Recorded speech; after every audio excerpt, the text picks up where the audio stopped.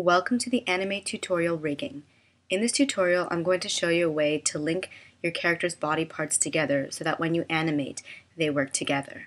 But just to pick up where we left off last time, after we created the first patch for our arm, I continued to create the rest of the patches. So as you see now, there are no dark lines where they were previously.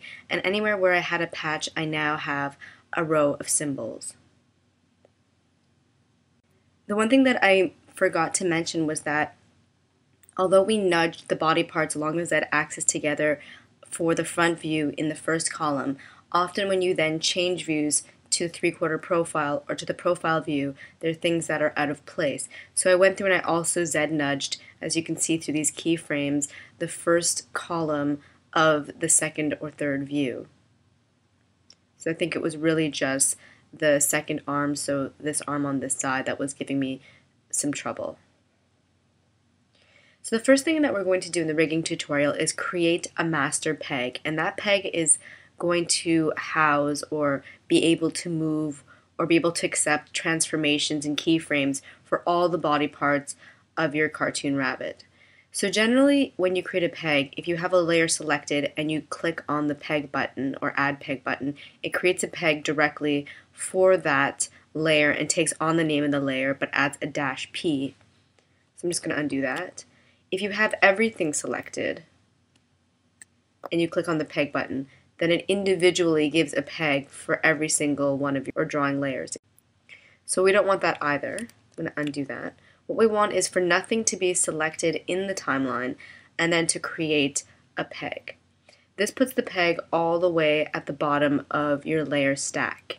Then if you select the last layer and then shift select the top layer and then drag it over your peg, they now are all attached to your peg. And you can see this by the way that they're indented. You can see this little black indentation line. And if I actually click on this light gray arrow here, you can collapse the entire character in its peg. So the next thing I'm going to do is rename the peg. And I'm going to rename it Karate Rabbit _ master -peg. Like that. So one way of rigging, which is not the method that we're going to use, but that I'll show you anyway, is called the hierarchy. And the way that you do that is that you attach the hand to the forearm and the forearm to the upper arm. So if I select the hand in the camera view with the transform tool, you'll see it appear here in the timeline. Then what I can do is click and drag it above the forearm. And you see that it's disappeared. So if I then uncollapse the forearm, I'm just going to drag this out here, you can see that the hand is attached to it, and you can tell this because of its indentation. So just as all these layers are attached to the master peg, this hand is now attached to the forearm. Then I can do the same thing by dragging the forearm over the arm. So now the hand, the forearm are attached to the arm. So if I select this arm in the timeline, then in the camera view I can rotate the entire group. I can then either click here in the timeline again and rotate the group again, or I can just click on an individual body part and rotate it. So right now that seems pretty good, but the problem is that you can't move these pieces individually. For example, if I wanted to stretch this arm out but keep the hand exactly as is, that's impossible. The hand is getting scaled with this arm. So there's sort of a lack of flexibility when you use a hierarchy method. So let's just undo that.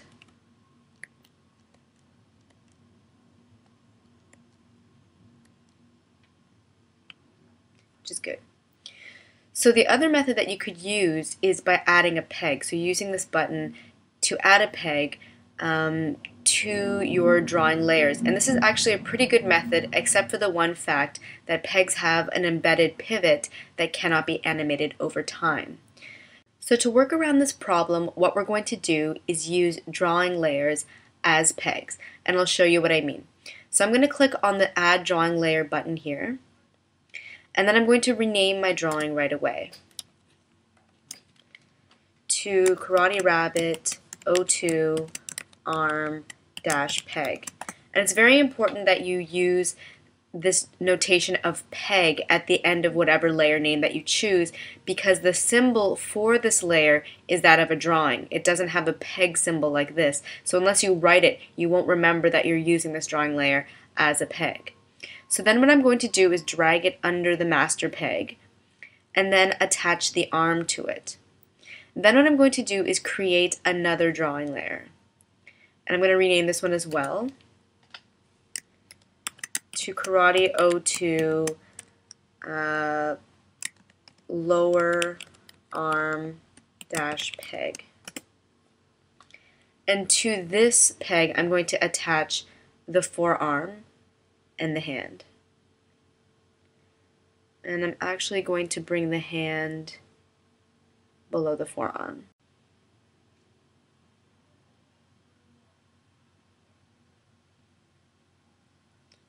Like that. So right now, if we collapse the entire thing, for our Karate Rabbit, oh, so this isn't attached. I'm going to attach the lower arm to the arm peg. So right now, if we collapse the Karate Rabbit 02 arm peg, or if we uncollapse it rather, you'll see that inside you have just the arm, so this upper part, and then you have a second peg called Karate Rabbit 02 lower arm peg. And then if we uncollapse that, you'll see you have the forearm and the hand. So the forearm and the hand. So now if you want, you can individually scale something, but at the same time, you can rotate the entire arm. Oh, this brings me to a point that I still have to set the pivot for this as well. But what I'm saying is you can in fact rotate and scale individually. So you can use this as a group, or you can use the pieces individually, so you get that maximum flexibility. But as you just witnessed, we still need to set the pivot when you do something like this, because these drawing layers haven't had their pivots set for them yet. So the pivot that we want to use for the lower arm would in fact be the pivot for the forearm. So we want the pivot for this group, the hand and the lower arm, to be at the same place that it is for the lower arm, and that's sort of in this elbow joint. And the place that we would like the pivot for the arm peg is the upper arm pivot, so at the shoulder. So to do this, I'm going to add an empty drawing, so that's this right here, to my Karate Rabbit 02 arm peg, and I'm going to extend that entire layer for now, the exposures of that layer to frame 20, and I can do this by right-clicking and choosing the menu item Extend Exposure, or by using the keyboard shortcut F5. Then what I'm going to do is actually go into the symbol for the upper arm, and then on the Karate Rabbit 02 arm layer, so not the patch layer, but this layer, I'm going to right-click and select Copy Cells from Timeline, or you can use the keyboard shortcut Command-C for Mac or Control-C for Windows.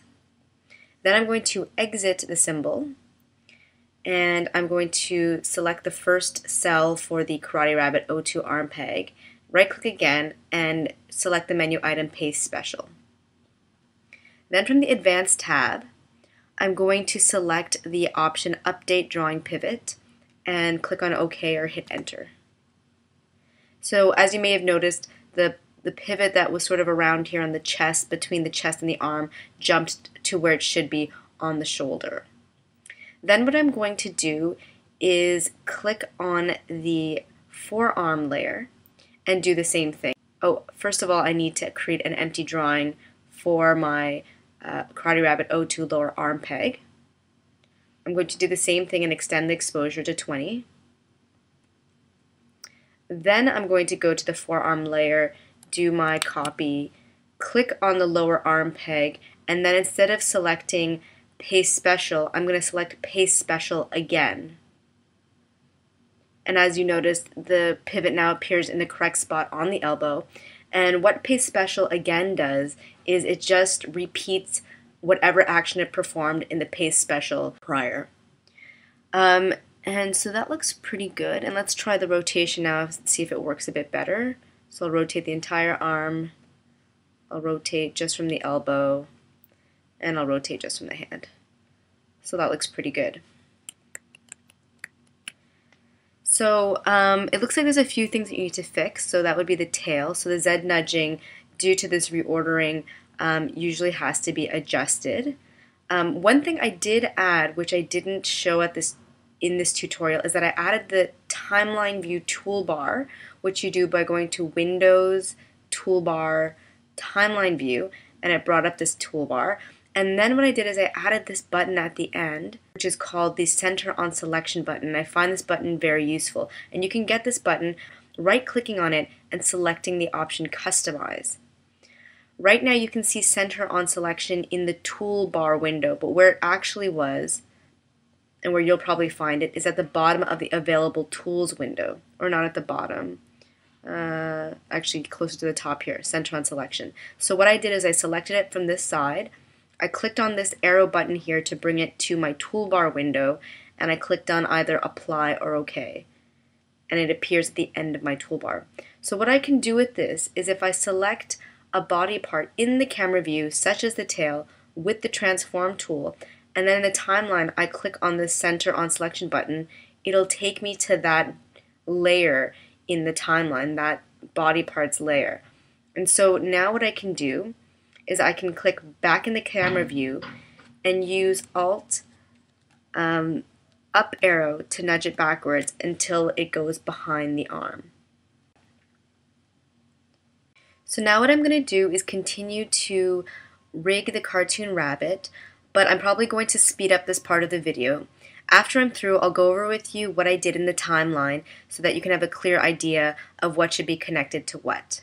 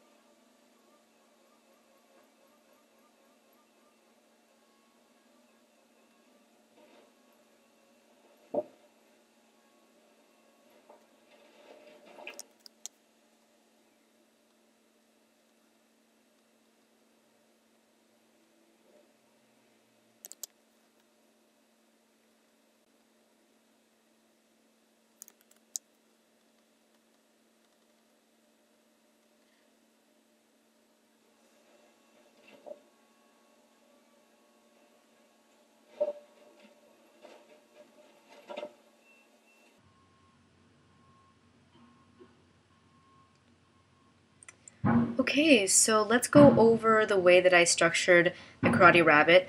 If I made any mistakes, you might see the difference in the sample material, so I would take the sample materials word over what you see here in the video. I'm pretty sure this is the way the structure should be, but often after I finish a video I realize, oh, maybe I should have attached this here or there, but this is basically what it should look like. So we have the master peg, and attached to the master peg are two other pegs, the upper body and the lower body. So the upper body's pivot is actually at the navel of the Karate Rabbit, and it moves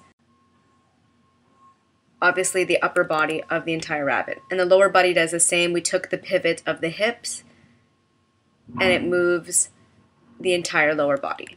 I actually included the tail as part of the upper body just because it's so high up and it kind of sits more behind the body. Then if we go into the upper body, we'll see there's two more pegs. There's the body peg and there's the neck peg. So the body peg is divided into the body, the two arms, and the tail. And then each arm consequently is divided into the arm and the upper arm, the lower arm. And then if we look at the neck, we have the head and the neck. So the head is divided into the facial features and the actual face, the actual blank head without, or blank face without any of the facial features. And the facial features is broken into the mouth, nose, the two eyes, and every eye includes the eyelid, the pupil, and the eyeball. So those three. And the two eyebrows. And I believe that's it for the facial features. And then the entire head, as I mentioned, contains the facial features, the face, and the two ears.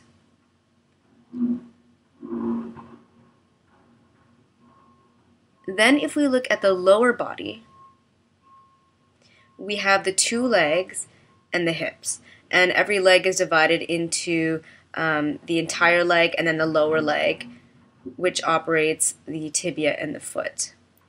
So you're going to have the sample material, so you'll be able to examine the structure in further detail.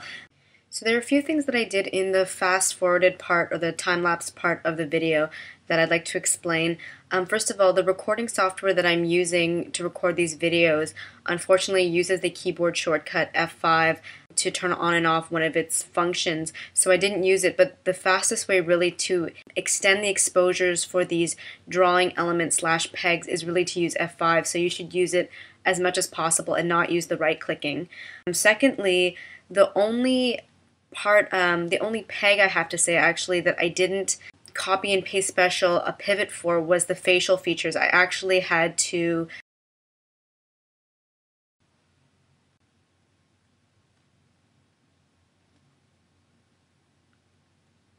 there we go. So I actually had to place the pivot in the center of all the facial features using the pivot tool. So that's something you're going to have to do as well. And I just sort of tried to make it in the center of all the features, so an equal distance from the two eyebrows and the bottom of the mouth.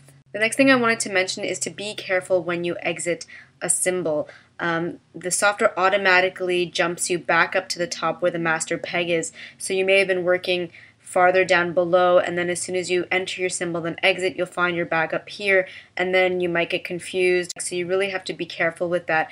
Use this feature a lot, the center on selection button, to just simply select again what you were working on and find it in the timeline, and that way you won't get mixed up. The next thing I realized is that even though we copy and pasted the pivots from various body parts up to their peg, the most appropriate one, of course, I realized that once we change views, we also have to repaste the new pivot. So let me try to find a good example. I actually think the arm might be a good example.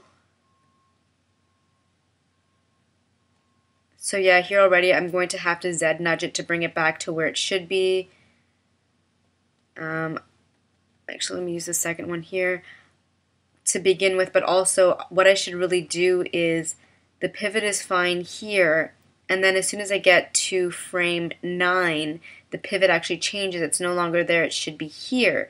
So what I can do is click on this button here, duplicate drawings, and what it does is it actually, I don't know if you noticed, cuts sort of a line in this row of exposures. So now these drawings, or these exposures which are linked to the same drawing, and these exposures which are linked to the same drawing are different, which means that I can place the pivot differently. Whereas before, if I move the pivot here, it would also move over here or any of the drawings in this row.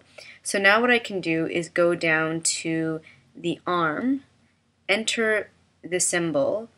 From the 3/4 view, I can copy again. I can exit the symbol.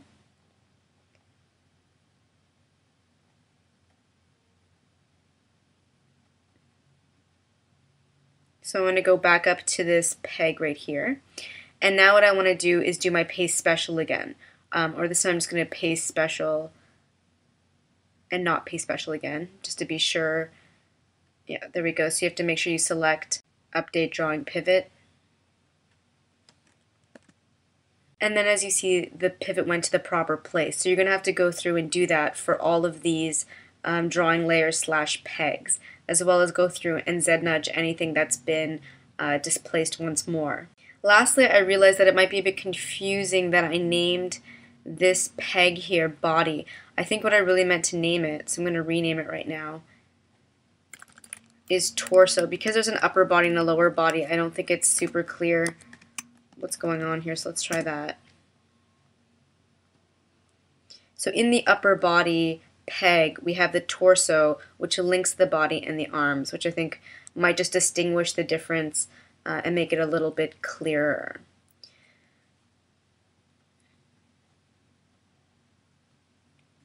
So I believe that's it for the tutorial rigging. Stay tuned for the next tutorial using effects to fix the character's mouth.